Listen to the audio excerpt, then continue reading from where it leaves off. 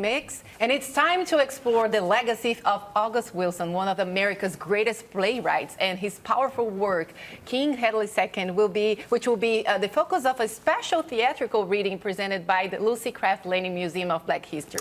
Joining us today to discuss the reading and their roles are Jerome Preston Bates, who is both directing and performing in the production, Russell Joel Brown, our friend, who's back here in the Mix Studios with us. He plays the central character King, and Tarika Holland, who portrays Tanya. Ladies, thanks for joining us. Appreciate it. Thank you. Thank you. It's nice to be here. Thank you. Jerome, you've been involved with some of August Wilson's works for many years, too, both as an actor and a director, as you're doing right now.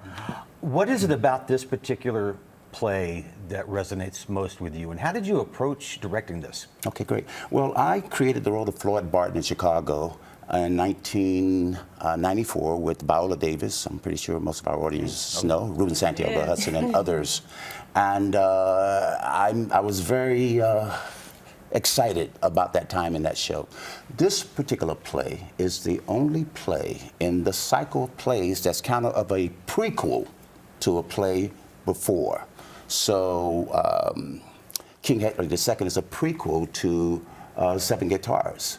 So my approach to it was, I've seen it a few times, most recently this summer, a USC production, University of Southern California production in the International Black Theater Festival in Winston-Salem, and I saw another production at Pace University. And I knew that we were going to bring it to New York, so that was pretty much the preparation. I saw it on Broadway with Viola. She won the Tony for this particular play. And I knew that I could come to Augusta with an incredible group of talented artists, and the rest is it's going to be icing on the cake. And you definitely have that, a talented cast with this. Yes. And bro, so this is a reading, so much of the performance is centered around the interpretation and voice rather than the full stage and action, right? Sure. So how do you approach creating a dynamic performance in this context? So that's a great question, and I'm excited about this because, first of all, getting to work with Jerome, who is our local interpreter and international interpreter of August Wilson's work. So this depth of knowledge that he can give to us from inside the mind of August Wilson. But then in the staged reading atmosphere, yes, it's about voice, but it's not just sitting with the script and reading it and trying to inflect the voice. It's also the staging that Jerome brings to it.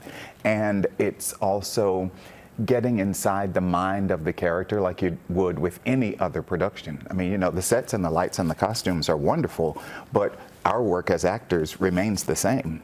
We just happen to have the words in front of us. And so I'm looking forward to audiences seeing what we do with it. It's wonderful that this is a continuation of, again, what you said with August Wilson, because I remember us talking last year about Seven Guitars being performed at the museum as well. Yes.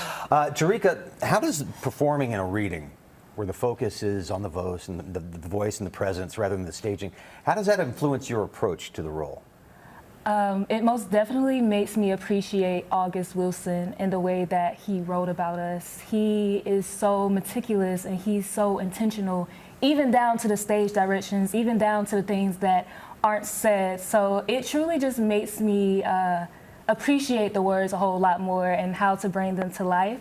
And like Russell said, you know, we may be reading with our scripts, but that doesn't take away from our performance. Right. We are all encouraged to add nuance and dynamics to our performance, and it feels just as real as if we didn't have the scripts, as if we had the lights and the stage productions and things like that. But really, having it be a reading, we're able to really focus on the relationships and the connections each of the characters have, which is really what drives any piece of theater to me. So yeah. Nice. And Jerome, in your opinion, what is the most important message of King Hedley II? That's very interesting. It focuses on a young man who's out of control. And in a sense, we may say we're in an out of control society.